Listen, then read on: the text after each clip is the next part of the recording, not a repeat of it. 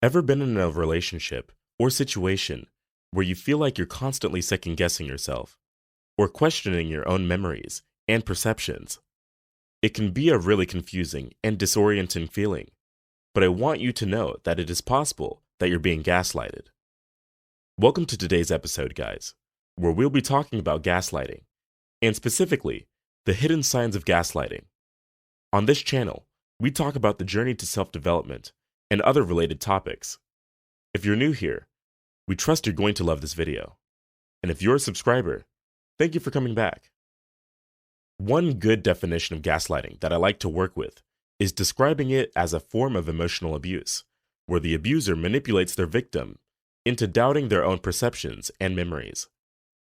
Gaslighting is a way for the abuser to gain power and control over the victim, and it can be extremely damaging to a person's sense of self and their relationships.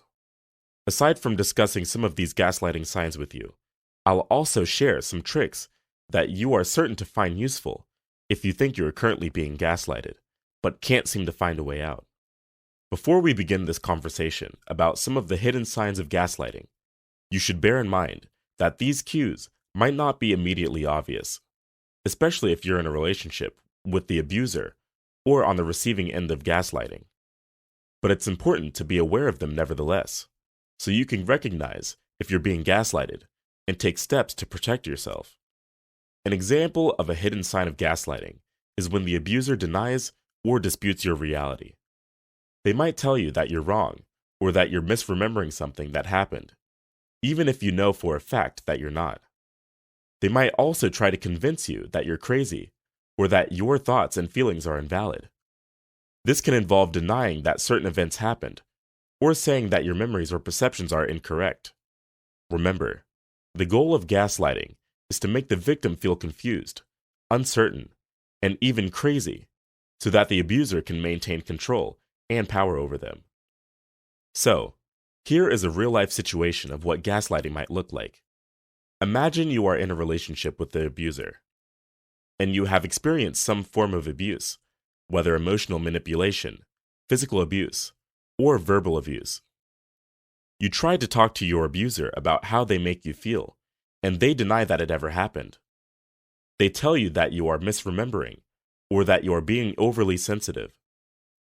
They might even go as far as blaming you for the abuse, saying that you provoked them, or that you are making things up.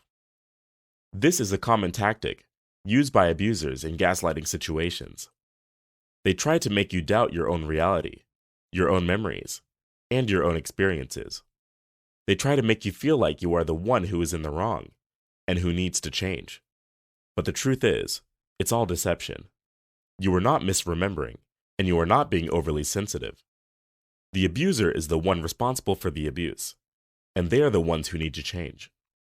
Another common tactic that abusers use when gaslighting is trying to deflect blame or responsibility for their actions. They might try to shift the blame onto you or onto someone else, even when it's clear that they are at fault. This can make you feel like you're constantly being blamed for things that aren't your fault, and then you begin to question your judgment and perceptions. This method of gaslighting often takes many forms, such as the abuser claiming that the victim is overreacting or exaggerating, or that the abuse is actually the victim's fault. For instance, an abuser might say things like, "You're just being too sensitive," or "You're just trying to start a fight." These statements are designed to make the victim feel like they are the problem. Another way abusers might try to deflect blame is by denying that the abuse ever happened at all. They might say things like, "Oh, you're just imagining things," or "That never happened."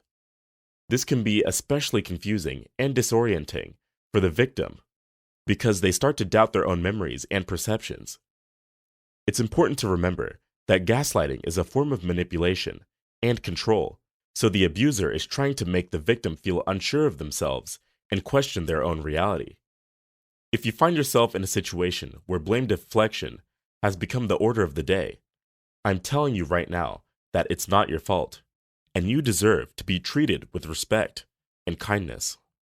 Hey, if you're enjoying this video so far, please hit that like button and subscribe for more content about self-development and improving your life.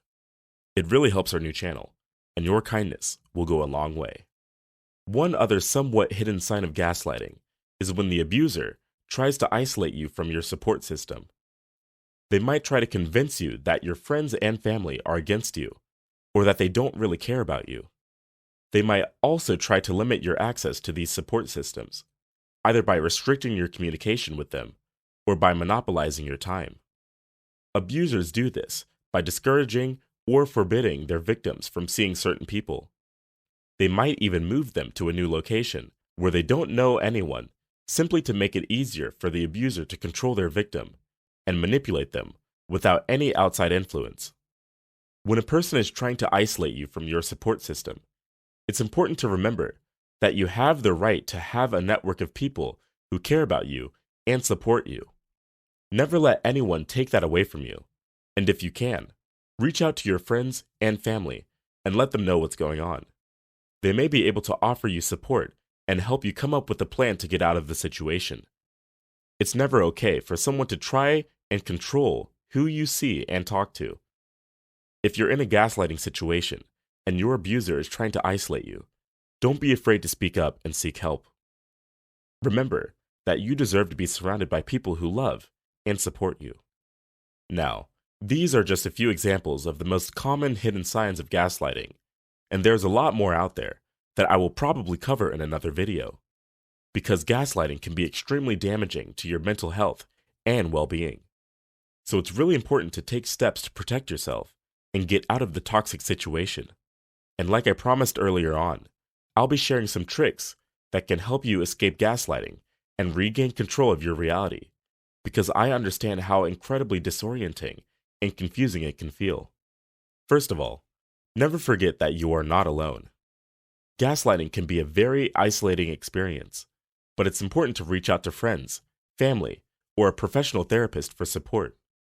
Talking to someone who can help you validate your experiences and give you the perspective you need can be so helpful. You should also try to keep a record of what's happening. Write down the manipulator's words and actions, as well as your own reactions. This can help you see patterns in their behavior and provide concrete evidence if you ever need to confront them or seek help. Another helpful trick is to stay in the present moment and focus on what you're feeling and experiencing right now, rather than getting lost in the manipulator's lies and confusion. Take deep breaths, practice mindfulness, and try to stay grounded in your own reality.